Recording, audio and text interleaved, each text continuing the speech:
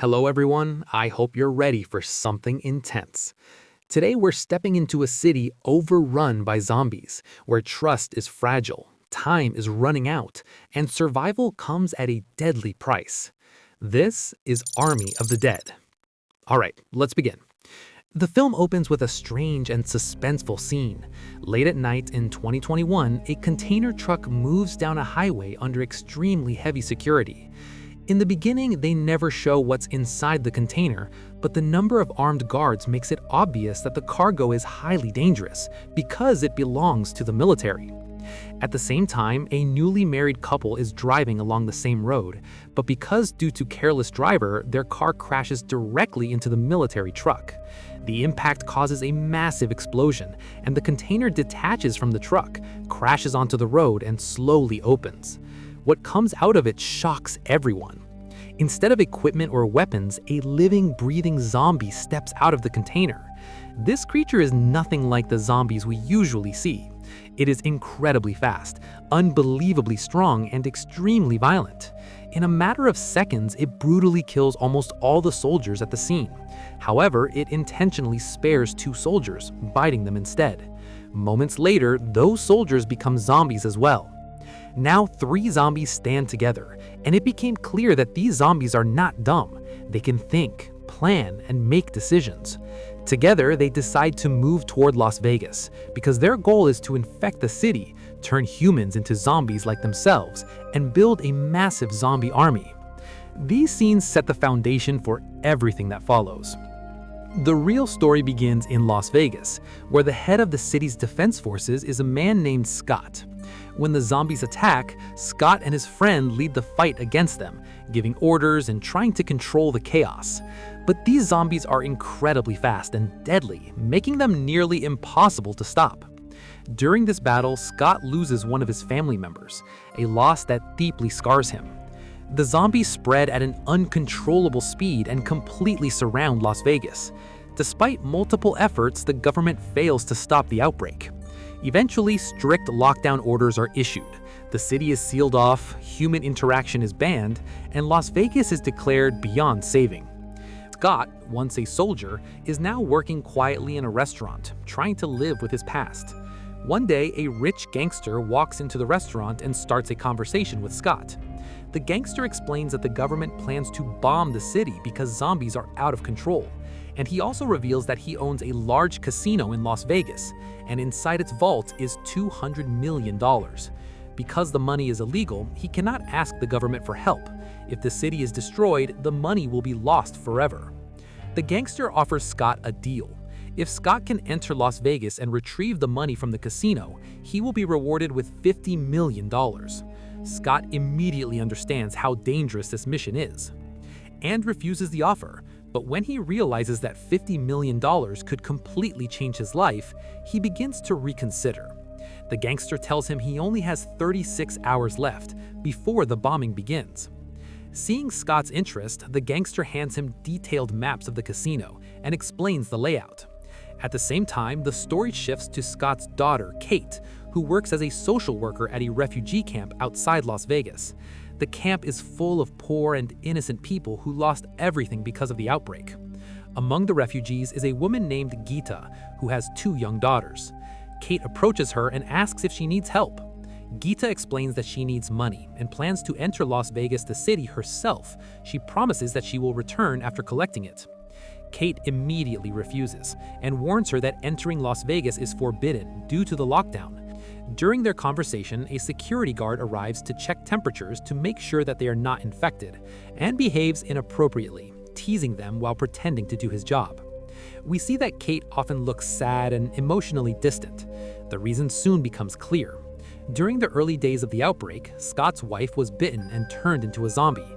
Completely out of control, she became a threat, and Scott was forced to kill her himself. This trauma leaves Scott broken and deeply affects Kate as well. The scene shifts. Finally, Scott calls the gangster and accepts the mission.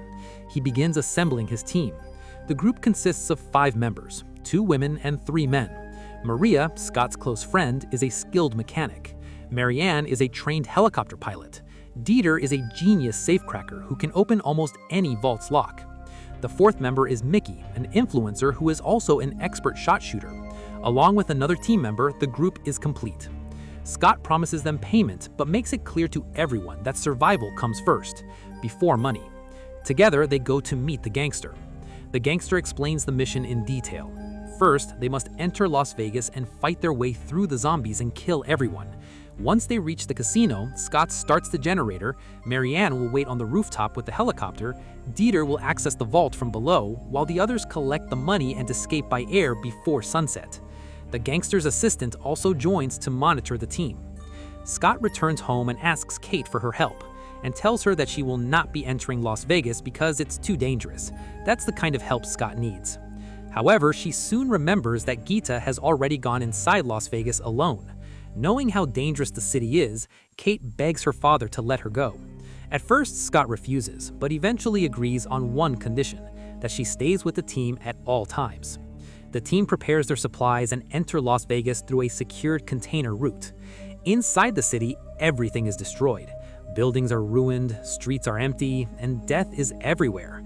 It feels impossible that humans ever lived here. A short-haired woman named Lily, who lived in the refugee camp, joins them. She knows Las Vegas well and helps guide the team through the city. As they move forward, zombie tigers suddenly appear, and later goes, and then the short-haired woman revealing that the danger in Vegas has only begun. Lily suddenly turns her gun on the corrupt security officer, the same man who used to use the women. She shoots him in the leg. Coldly, she says that the zombies will take care of the rest, and his death will keep them safe. Then she explains something extremely important to Scott and his team. There are two types of zombies inside Las Vegas. Some are slow and mindless, but others are highly intelligent and organized. Those smart ones are far more dangerous, and fighting them requires strategy. Brute force alone won't be enough. Meanwhile, two zombies drag the wounded security guard away and take him to their leader, Zeus. And when we see Zeus, it becomes clear he is not just another zombie. He rules over the others. His wife, the zombie queen, is pregnant. Later, in front of everyone, Zeus bites off the guard's hand and throws it to the ground, showing his dominance and brutality. Scott's daughter Kate feels guilty and upset that they aren't helping Gita. Still, she stays with the team. As they move deeper into the city and enter a large building filled with zombies, many of them are hibernating, almost frozen in place. Some only wake at night, while others react to sound and movement. Scott quietly tells everyone to follow him and move slowly. They carefully step through the sleeping crowd. Suddenly, the gangster's assistant betrays them. He throws a glow stick in another direction to distract the last girl. At the same time, a small accidental noise alerts the hibernating creatures. Within seconds, the zombies wake up and swarm toward the last of the female team members as she fights back bravely, taking down several zombies, but the assistant locks the door from the outside, trapping her. She tries to escape by breaking a window, but the zombies surround her from all sides. Realizing she cannot survive, she shouts to the team to leave her behind. She knows she will be infected. In a heartbreaking moment, she tells them to shoot if necessary, because she won't make it out alive. To clear a path, her teammate fires at her gasoline-filled bag, and after a massive explosion erupts, destroying the zombies in the area and opening an escape route for the rest of the team. The sacrifice allows them to continue the mission, but the emotional weight hangs heavily over everyone. The team finally arrives at the casino as time is running out. Scott gathers everyone and quickly reviews the plan again. He says that we have to move fast and stay focused. Scott and Kate head to the generator to restore power to the building. Meanwhile, Marianne, the pilot, heads to the rooftop to repair the old helicopter that will be their only way out. The mission is now fully in motion. While Scott and Kate restore power and manage to turn the lights back on, the safecrapper and the shooters make their way to the vault level. The shooters clear the hallway, eliminating any threats ahead, while the safecracker carefully approaches the massive vault door. Before even touching the lock, he stops and studies the floor. He says something doesn't feel right. There's supposed to be $200 million inside this vault, yet there's no visible security. That doesn't make sense. The casino owner would never leave that kind of money unprotected. There must be hidden traps. Thanks for watching. Your support truly means more than you know. The next story will be uploaded soon. Have a great day.